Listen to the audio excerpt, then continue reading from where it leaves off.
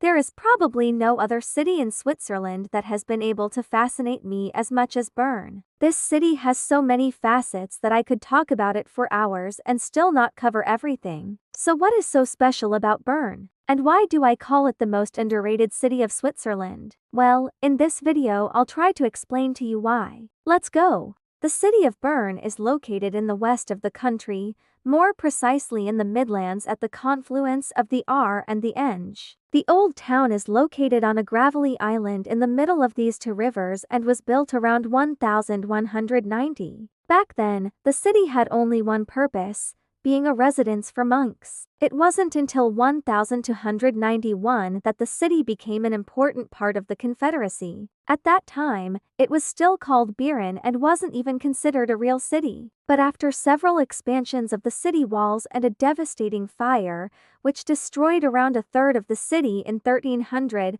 Bern finally developed into the city we know today. In the following centuries, Bern became one of the most powerful cities in Switzerland and played an important role during the French occupation of Switzerland in the late 18th century. After that, Bern didn't have a particularly eventful history until the beginning of the 20th century. Then the city had its first big boom after the opening of the Simplon Pass in 1906, which connected Switzerland with Italy via train. The second boom followed after World War II when the United Nations chose Geneva as its headquarters. So Bern became an important center of diplomacy. However, nowadays, around a third of all federal offices are still located in Bern, making it the second most important administrative city in the country. Did you know that Bern, the charming capital city of Switzerland, is home to around 130,000 residents? That's quite a vibrant community. And when you look at the whole canton,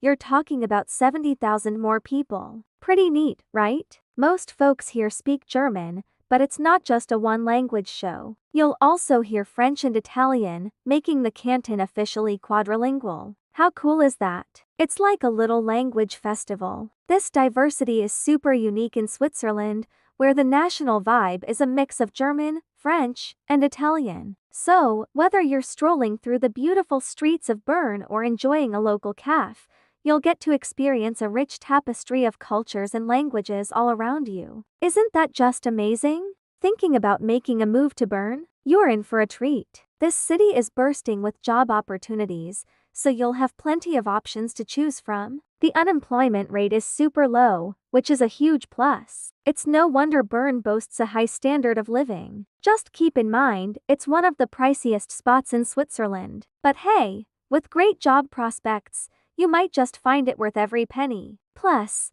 the stunning scenery and rich culture make it a fantastic place to call home. What's not to love? Speaking of expenses, did you know that public transport in Bern costs absolutely nothing? Yes, you heard that right. All public transport in Bern is free of charge. This applies to buses, trams, trolley buses, post buses, boats, the funicular, the metro and the railway. Basically, if you arrive in Bern by train, you can use all means of public transport within the city without having to pay anything extra. That's very convenient. For those who want to buy a house in Bern, however, it's less convenient. House prices are skyrocketing there. The average price per square meter is currently around 5,600 Swiss francs, which is comparable to Zurich or Geneva. Rents are also going up very quickly, but it's still possible to find something affordable if you don't care too much about the location. As I said before,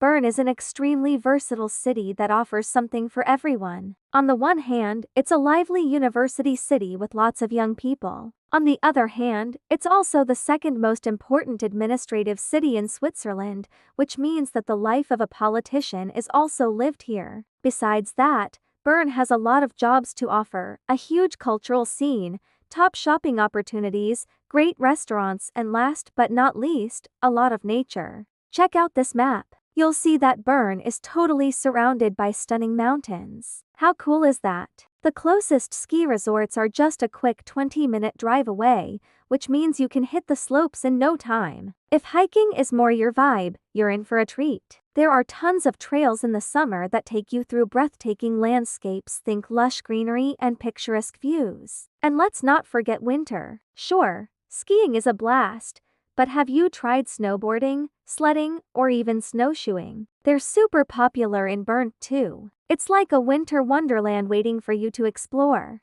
Now let's talk about culture. Bern has 5 museums that are definitely worth mentioning. The first one is the Swiss Alpine Museum. There you can learn all about the history of alpinism. The second one is the Kunstmuseum Bern, which houses one of the most important collections of 15th and 16th century paintings. Then there's the Paul Klee Center, which is dedicated to the life and work of the painter Paul Klee. Number 4 is the Natural History Museum, which is a must for families with children. And finally, there's the Einstein Museum, which tells you everything about the life of Albert Einstein. He worked in Bern from 1905 to 1909, so he basically helped shape the city's intellectual life at that time. Besides the museums, Bern also has a lot of beautiful buildings and a beautiful old town. The most important landmark of the city is the Zytglogge. It's an astronomical clock tower from the 15th century. If you walk around the tower every hour,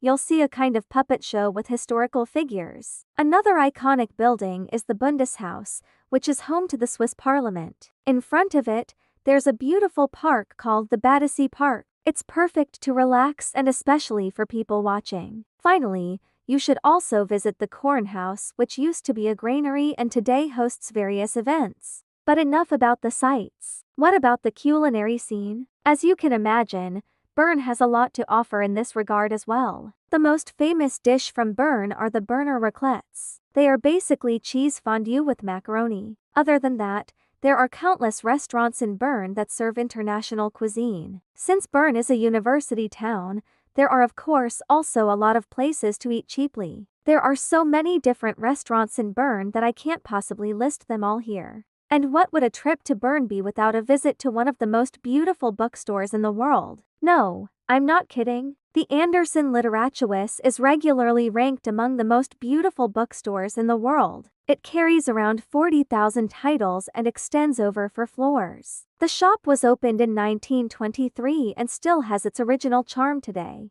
Alright, I could go on and on about how wonderful Bern is, but at some point I'd have to stop. So let me sum it up by saying that Bern has a lot of potential. Whether you're looking for a new challenge, want to start your own business, or simply want to live in a beautiful place surrounded by nature, Bern is the perfect place for you. It's a vibrant, modern city that's home to people from all over the world, and it's a place where you can really make a difference. While you're at it, be sure to subscribe to our channel so you don't miss any of our upcoming videos. We have a ton of cool stuff planned for the near future, including a series of videos that will take you all over Switzerland. Be sure to check out our Instagram account as well. There we post additional content such as stories, polls, and pictures. Thanks for watching. Until next time, goodbye.